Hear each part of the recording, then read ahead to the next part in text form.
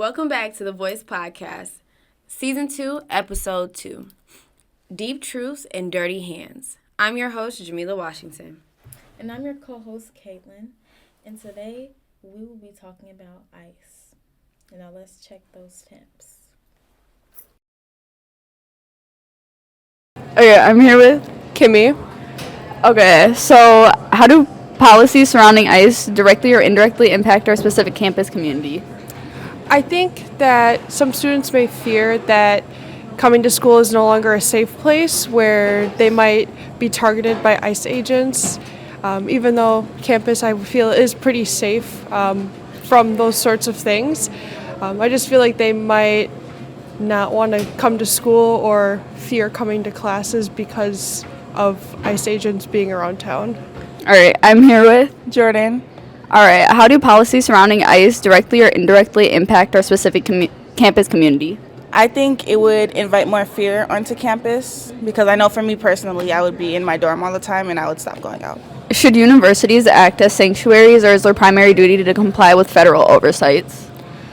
I feel like they should act as sanctuaries, although they might want to comply to be not shut down, if that makes sense. But I definitely think that if ICE were to show up on campus, I think that teachers should be like, hey, by the way, this is happening, so if you don't feel safe, like, please go somewhere you feel more safe, or like just as like a fresh warning instead of like students like always under stress or under worry that they're going to be detained and taken away from families.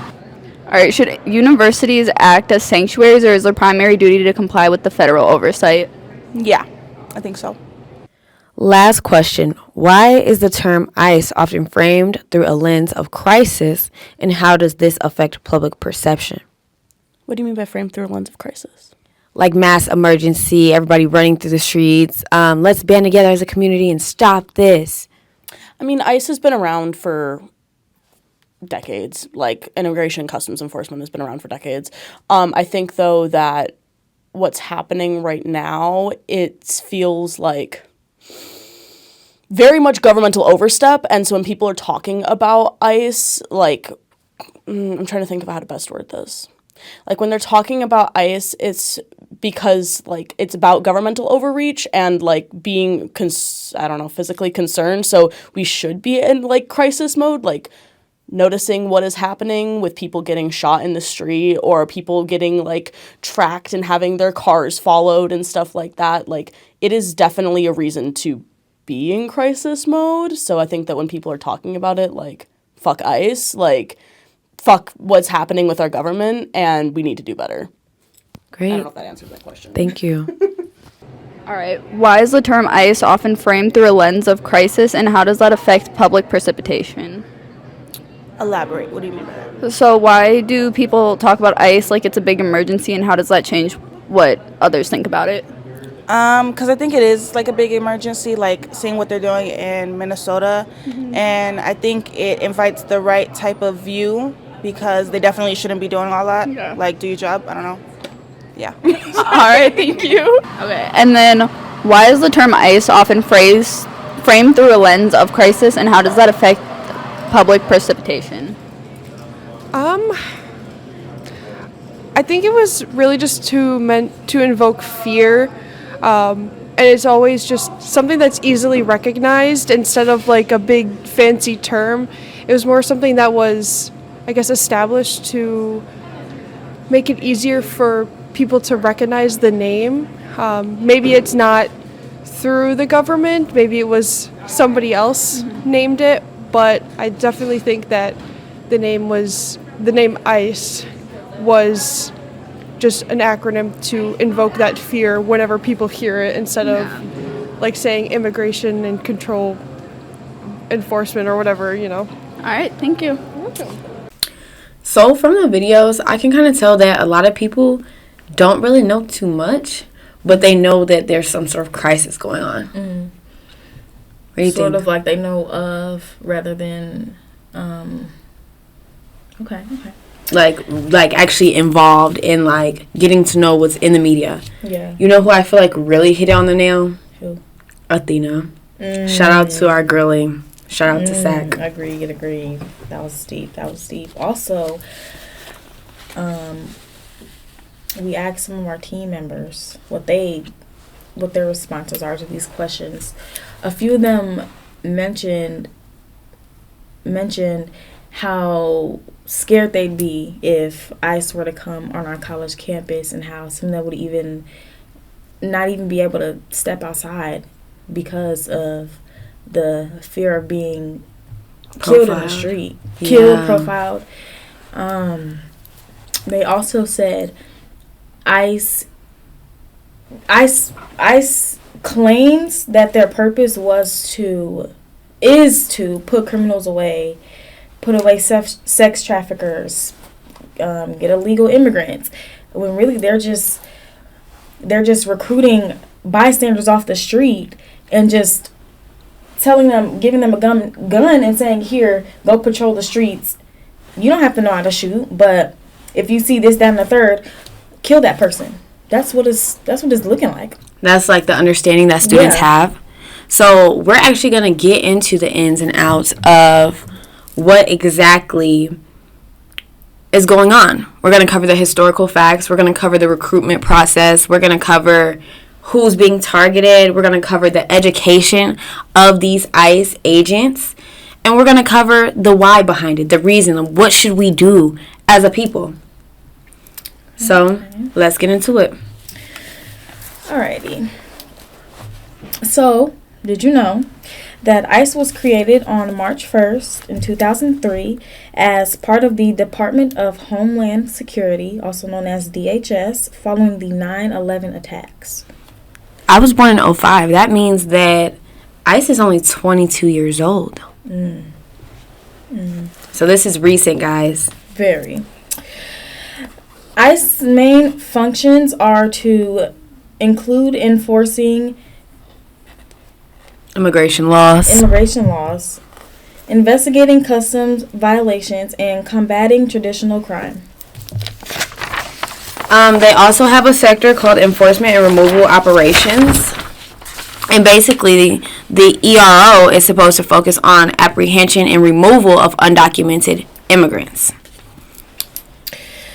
Homeland Security Investigations, also known as HSI, handles investigations related to immigration, customs, and criminal activities such as human trafficking and drug smuggling. Just a couple notable events. In 1954, there was a Operation Wetback. Operational Wetback? Is that... Yes. That's supposed to be racist? That is actually racist, but it is technically politically correct. That was the name of the actual operation. Oh, wow. They were specifically targeting Mexicans, if you are unaware with that slur. This was a controversial program aimed to deport undocumented Mexican workers, which laid the groundwork for the future enforcement of what we have today. Now let's get into how they're recruiting these agents. ICE has more than doubled its workforce since Donald Trump's return to presidency, going from about 10,000 to over 22,000 officers and agents as of the early 2026. That's absolutely absurd. Insane. It has more than doubled. That's absurd, guys. Like, since, mind you, this started in 2023. That is crazy. 2023. Sorry, guys. Moving on. Congress approved billions in new funding, and ICE says it has already exceeded its goal of hiring 10,000 additional personnel in less than a year. I wonder how they're doing that. But it's okay, because we're going to get into it. Changes to the hiring and training. Training time for new agents has been sharply reduced, for example, from roughly 16 weeks to about 8 in some programs, and in other programs, it has been cut to 6 months. Raising concerns about preparedness and readiness. ICE has eliminated some earlier requirements, such as critiques, including a former ICE lawyer described the training system as broken, as the agents rush to put more officers in the field. Now, just to take a quick deep breath, why are they rushing? to put officers in the field. This makes us wonder, like, are they really here to recruit immigrants? Exactly. And that also sparks the conversation, the question about how is this legal when we stole the land to begin with? And not us brown folk. We didn't steal nothing. We didn't steal nothing. But how can we so willingly support this when people of color, especially immigrants, are the people who are doing our cheap labor? What happens to our economy? But let's continue. Let's proceed. To attract applicants quickly, ICE is using large sign-on bonuses up to $50,000 and expanded student loan repayments. And it has lifted past upper age limits for many positions. So they're recruiting specific types of people, because not only have they lifted the age requirement, so they're letting your grandfather come get in the field. And think about that. Think about those generations of people that they're recruiting. What the mindset was. Exactly. They're still stuck in that past time. Hello. If our grandfathers and our grandmothers are 65, 70, 80 years old, and those are post-Jim Crow, what about those other ones whose their parents who are still alive? Like, let's think about that. Those are the, right after emancipation era. Like, this is not old news. This is new news. You have to remember that our parents teach us, so their parents taught them. Okay, I digress. Moving on. Officially, ICE recruiters say that they seek U.S. citizens who meet physical background and sometimes prior law enforcement experience standard. So, what I'm hearing is, it sounds like they're trying to make an army. That's what I'm hearing. They're making an army. Hello, because that's 22,000. Because what? Okay. Analysts report that recent campaign used data-driven outreach, including geofencing around military bases, supporting events and trade shows, plus ads on conservative-leaning platforms like Rumble to reach people who are receptive to national law and order messaging. Recruitment messaging is framed around patriot. This happens all the time.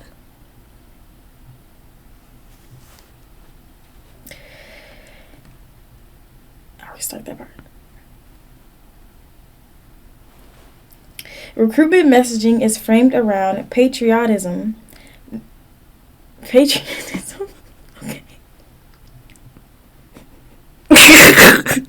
Let's pause.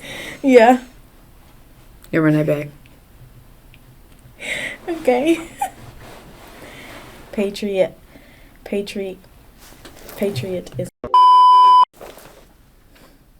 Recruitment messaging is framed around patriotism, national security, and stable federal careers, which tends to appeal to underemployed and working-class audience more than to people whose primary identity is social justice oriented. What do we know about the working class, undereducated population of patriots? What do we know about that? What does history say about that? Okay, well, I can answer that question for you guys. This is why we have this podcast, to answer these questions. Well, the majority of, slave owners back way when, in the South, there were two options that you could do with your slave money. You could educate your children, educate yourself, or you could just buy more slaves. A lot of those people in those red states, those dry states in the middle of the country, and at the bottom low country, a lot of those people who are angry at immigrants and who are voting for these things were a part of those families who chose not to educate themselves. The lower class Americans, those patriots, we know who those patriots are. We know who those people voting red with no education are. And those people chose no education. They chose greed. They chose evil.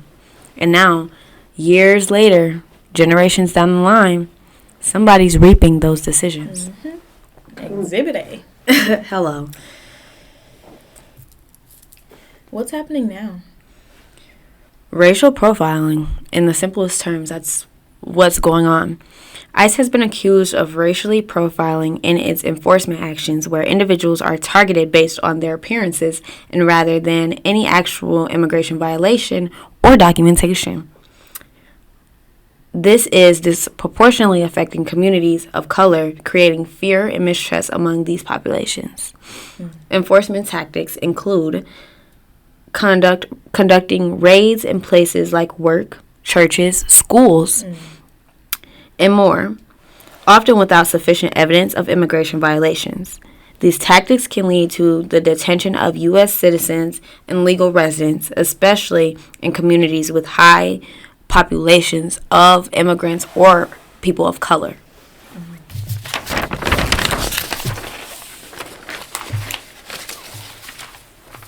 And we'll get to the point where we show you guys like the actual clips of what we're talking about. Yeah, they're hard to look at for sure. Moving on to family separation and detention. ICE practices, particularly during these aggressive enforcement campaigns, have led to the separation of families, affecting not just undocumented individuals, but also U.S. citizen children. What would you do if it was your child? Leave a comment down below.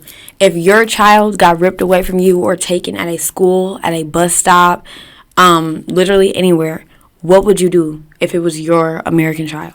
Speaking of, not off topic, but on topic, but like different scenario. I just heard a story. This teacher called the ICE agents on her student. Are you kidding me? We might clip that for you guys too. But that's a mess for you. The trauma from these separations often extend to communities of color, exacerbating feelings of vulnerability.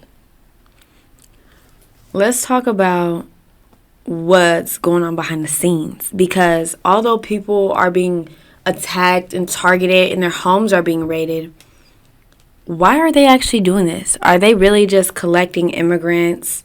This is America. People come here for refuge. Sometimes people can afford a visa, and that's okay. For years and years and years and years and years and years and years, America has been a home of refuge. So what's really going on? So they say. In Minnesota, in 2025, an ICE civilian employee was arrested in a sting dubbed Operation Creep after allegedly trying to pay for sex with someone he believed was a 17-year-old girl. He reportedly identified himself by saying, "I'm ICE, boys." Oh, wow. To, like, get away? Oh, wow. So because you're ICE, that makes it okay to try to sleep with 17-year-olds? In what world? In America? In America? Well, apparently, given the Epstein files. An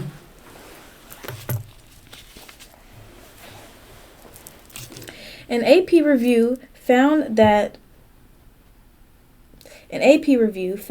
since 2020, at least 24 ICE employees and contractors have been criminally charged, including 2 Minnesota employees accused of sexual misconduct with underage girls. In one case, an ICE investigator admitted sending explicit messages and videos to a 17-year-old whose information he accessed through law enforcement database. Exploitation of user data. Exploitation of law enforcement. These are people we should be trusting. Let's get into the real sexual abuse done by ICE officers against people in custody. These are people that they have already captured. A major investigation using ICE records identified 308, I repeat, sexual assault abuse complaints in ICE detention centers between 2015 and 2021, with more than half alleged abuse by staff, contract guards, or ICE employees, often against people they have detained. In 2024, however, ICE agent Andrew Golubic, excuse me, hopefully I'm not pronouncing your name wrong, Andrew, my apologies, was charged with 7 counts of sexual abuse involving 2 immigrant women, while prosecutors said at least 6 women in the system had sex with him. They fear that there may be more. At least 6 that they know of. Wow. Oh, wow. Oh, wow. Moving on to media, in a way. Media and investigative reports emphasize a pattern of sexual abuse and exploitation of power by some ICE officers and detention staff, including assaults on partners and people in custody, solicitations of minors, and abuse tied to human trafficking contexts. It just keeps getting worse and worse. Oh my gosh. What does this make you think about, like, power in America? It really just shows how... It really just shows how much people abuse their power. Like, I can't even, like, it just, you can give them the smallest amount of authority, put a gun in their hand, and they feel like they're on top of the world. On top of the world, folks. However, this is a centralized public report specifically saying ICE recruiters as a group are involved in sex trafficking. Instead, the documented problem is border ICE employees' misconduct with serious but numerically small cases relative to the overall workforce. Well, that's enough of our alleged news. Let us just show you.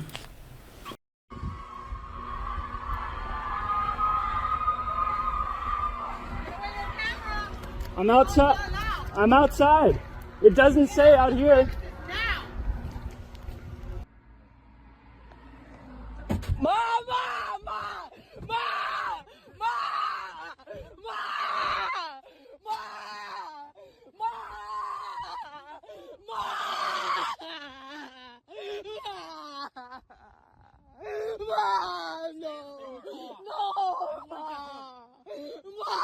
ICE agents are now entering homes without warrants after being given permission from the director. Agents have been filmed removing a half-naked elderly man from a home in Minnesota. They've been given a memo saying a form signed by an immigration official is enough to arrest someone without a final removal order, something normally issued by an immigration judge. Whistleblowers warn this could break the Fourth Amendment, which protects people from unreasonable searches.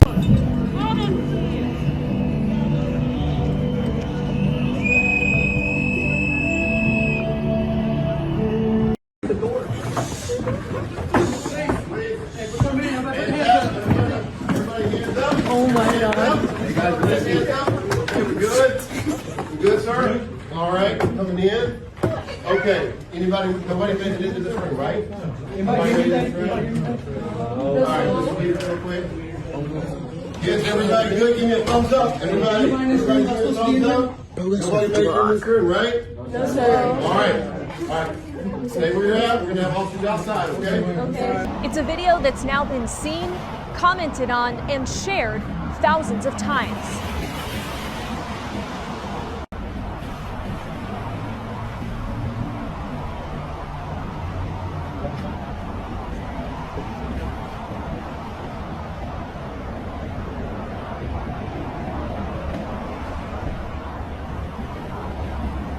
Remain silent. Just make sure you remain silent, okay? Don't answer any questions. Just say, plead the fifth. Leave me alone!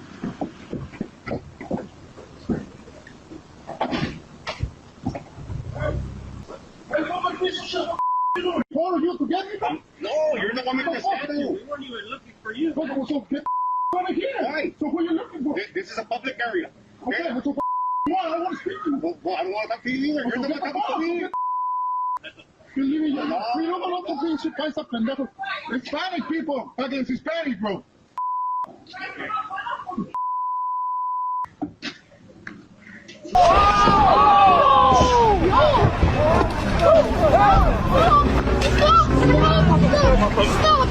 An American teenager was taken by ICE agents right outside his own home, even after he calmly told them he could go inside and retrieve his ID to prove who he was. You heard that right. not at the border, right in front of a residential house. In the video, the teen stays calm. He repeatedly explains that his identification is inside the home, just a few steps away. The agents refuse. They make it clear they are not going to verify his identity on the spot. Instead, they say, "We'll confirm it at headquarters." Moments later, the teenager is forced into an ICE vehicle. No warrant is shown, no specific charges are explained, no emergency or immediate threat is cited. And here's the most alarming part. He is a minor. As of now, ICE has not provided an official explanation for the video. But in Minneapolis, the incident has reignited public outrage over the limits of law enforcement power. If the government can detain someone first and figure out who they are later based only on suspicion,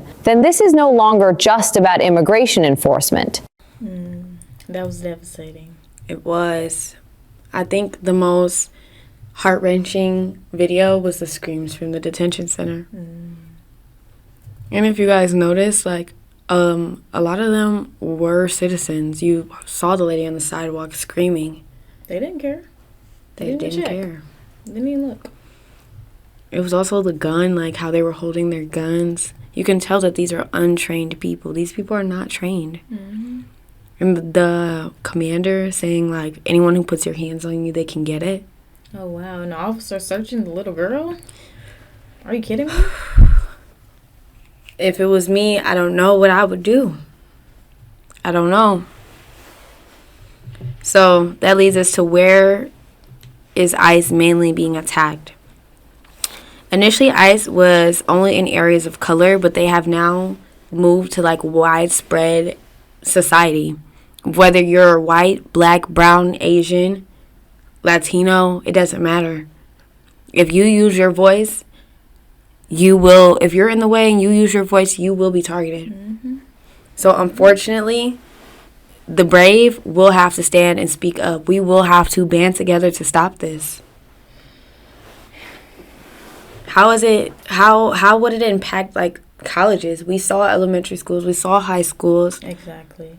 How would they do with people who actually have a voice and can actually speak up for themselves? And they're not actually going after children. They're going after people who know how to use their voice. And I can only imagine. Man, oh man. Speaking of college campuses, ICE and related immigration agencies, oh my goodness, are increasingly present at university career fairs and virtual recruiting events, often promoted through campus job platforms. Oh, wow. I didn't know that. That's very set up, and that's so scary. So what I'm understanding is so like how they would do for the Army and they would come here and recruit people, that's literally what they're doing? I guess so. Wow. Let's dig a little deeper. This has sparked protests at institutions such as Columbia University and Cornell University, where students and faculty argue that such recruitment chills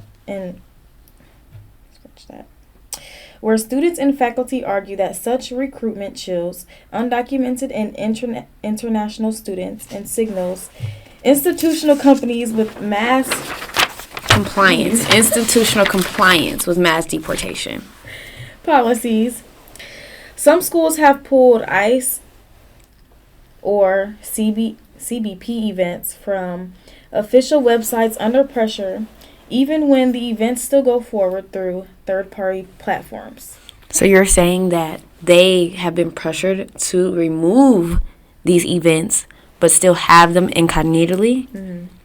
Wow. Wow. They don't care. So why is it important for us as a community to work together? On July 29th, 2025, the Department of Homeland Security announced a Defend the Homeland campaign to signify increased ICE personnel, offering a signing bonus. Now on January 3rd of 2026, ICE officials announced their success for this recruitment effort, making a historical rise in staffing to over 2,000 personnel, as we prior covered. There was an official ICE whistleblower under the name Todd Lyons who stepped forward and released a memo that was sent out May 12th of 2025. This message was authorized to all agents to forcibly enter homes without a judicial warrant, consent, or emergency. This was addressed to all ICE personnel. Whether you are a Democrat, whether you are a Republican, whether you are black, white, purple, pink, orange, it does not matter. If you would like your freedom, if you believe in your birthright citizenship, if you want to be safe, if you see a world for your children to live in after this, open your eyes. Stop getting fooled by all of this propaganda, all of this age, color, race, class, division. There is so much more that we need to open our eyes up to, because what's going on, what is being portrayed, is not the truth. It's always us versus them. 100%. Like, are we going to let them take us down? Or are we going to go up? Are we going to rise up and take down the elites that control us, that brainwash us, that pollute our food, that take our people, kill our people? It doesn't matter who you are. Should nobody be attacked? Should nobody be killed at gunpoint for speaking their voice? Like Renee Good, rest in peace. And it also should not take for a white woman or a white man to be murdered for this to become an everybody topic. This has always been an everybody topic. Exactly. I digress. So who is this hurting? The aggressive tactics used by ICE have created an environment of fear, making individuals reluctant to report crimes or seek help from authorities. Families and communities have been disrupted due to the detention and deportation of individuals who may not have had any prior criminal records. So citizens, this is targeting citizens. Even though it's disguised under immigrants, immigrants are people. Let's continue to acknowledge that. Just because they don't have a birthright citizenship does not mean they should be dragged out of their homes. Let's acknowledge that. But regardless of who is being dragged out of their homes, it's affecting all communities. That's our main point of making this today. We want you guys to understand that this is a everybody issue. And I often think a lot of times people aren't mad enough. So it's going to get to a point once people see that kids are dying, it's like, what is it going to take for you guys to get mad enough to actually take action? And unfortunately, it may not take anything. We may be bombarded and it may be too late. But this is why we do this. So hopefully it's not too late. Hopefully it's not. All right. And to switch gears and to end this boy off, we have events and scholarships for you guys. So let's get right into it.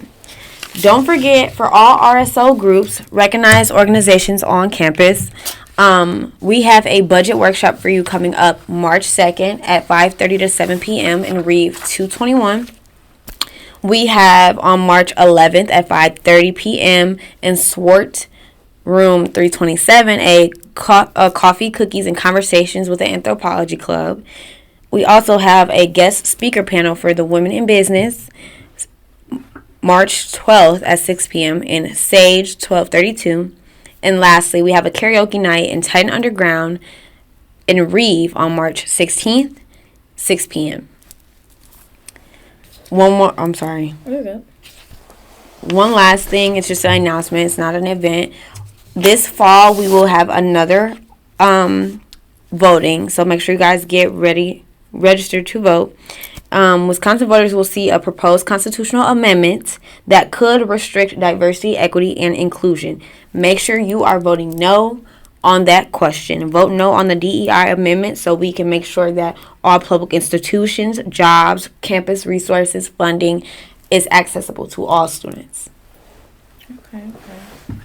Lastly, we have some scholarships for you guys as well, some new ones for this week. Firstly, we have Ed Carl's Counting Music Performance Scholarships due March 1st and that is $8,000. And second, we have Business Cap Instructor Scholarship, and that's due the 27th of this month, and that's $240 per credit. And then lastly, we have Oroville C. Sherman Scholarship, and that is due on the 1st of March, and that is $3,000. Hello. So make sure you guys get on that. Make sure you guys get involved. Go to some campus events. Have some fun. And to end this video off today, we're going to leave you with that clip that we told you about. Get some laughs out. Leave a like, leave a subscribe, and make sure you comment. Bye. I have my own hotline for reporting illegal immigrants, and people call it thinking that it's legitimate. I talked to a kindergarten teacher that wants to deport the parents of a kindergartner at her school. And it looks like they have a child who was born in New York, which makes them an American citizen. Yeah. So we're looking to deport the parents and leave the child. Right. Like I said, I don't know if they're here illegally. I just think it's odd, you know? It's very odd. What did you say was odd? It's just odd for them to even be here. Like, I'm a teacher at a school. Okay, I know schools. I know the whole law about schools. I mean, they seem like nice people or whatever, but I looked them up in our files, and I was like, oh, she was born in Honduras, and he's born in El Salvador. So right there, it's like, okay, maybe I'm on the right path. You know, they drop off their kid every day. So their kid is their kid a student at your school? Yes. Yes. One of your kindergarten. Okay, so now you want to get his parents deported? Well, I'm just saying, if they're taking up resources from our county, okay. I'm not into illegal people being here. I mean, if the son's in kindergarten, what, is 6 or 7, Yeah. right? Yeah, he's probably like 5 or 6. And they was born in New York, so that means, assumingly they've been in America for 6 or 7 years. Yeah. And now we're going to go ahead and just remove them. Are you like questioning that, or what do you know? Yeah. Sorry, no, I'm just writing this down for my own Okay. personal notes, and my supervisor Okay. teaches at school, wants kindergarten child's parents You deported. make it sound terrible. You make it sound like it's terrible, but Oh, well, I'm just writing down what you're Yeah. telling me. okay. Well, yeah, okay. Sounds terrible. Let's see, I can write that down too, I guess. And that's Hispanic Mhm. in an area where you wouldn't normally see Hispanics. Okay. Right. Like people that are born in another country. Yeah, because you normally see those people where? Like in the cities. Got it. Okay. Hispanics out of place, now in country, not where they belong in city. So we were able to confirm that they are documented citizens along with their child. Oh, good. So yeah, it's good because we don't have to deport a 6-year-old. And yeah, I mean, you know, that little fella could have been a threat to our national security. Why are you talking to me like this? Say again? Why do you talk to me like this? I'm sorry, what are you referring to? Like you're like sarcastic. Oh, okay. I mean, I just thought that maybe you'd be okay and just happy that the people that you reported were actually here legally and that they belong. Just like you and me. Did I talk to your supervisor? You said you had a supervisor. Yeah, I just thought you were going to be happy. Yeah, I am happy, but I'm not happy with your attitude. You just said to me, the 6-year-old won't be a threat to national security. Yeah. That's sarcastic. I would think that the people that were deporting, especially 6-year-olds, that there would be a good reason for it. I was talking about the people who I thought they're illegal because they were born in a different country. I can't help that they have a 6-year-old. That's on them. You know what we'll do? I'll get in touch with the supervisor. I send him a text. When he gets back to me, I'll see if he can follow up with you and this. And what is his name? His name is Brian. But yeah, thought you'd be happy to know that they're documented, but we'll have the I am happy. I'm super happy. Super happy. I'm glad. You know, that's wonderful. Well, it's good. You know, the 6-year-old can stay in the school, and you know, I know it's tough looking at him, and but yeah, we'll get on my supervisor. Just he can give you a call back in a little bit. My understudy here said you were having some issues with him about some out of place Hispanics. Something like that. Yeah. Okay. You sound exactly like Greg. Okay. I just didn't like his attitude. I really do apologize for that. Looks like Brian said we did confirm the document status of these individuals, and we're happy we were able to do that for you despite the sarcasm and the things that you're complaining about. Okay, yeah, I'm glad. I'm glad that they're fine folks and belong here and all that good stuff. But he was criticizing me because there was a 6-year-old boy involved. You know what I mean? But he's acting like I'm this terrible person because I'm going to deport a 6-year-old. And in fact, he goes today. He goes, because a 6-year-old would be a threat to national security.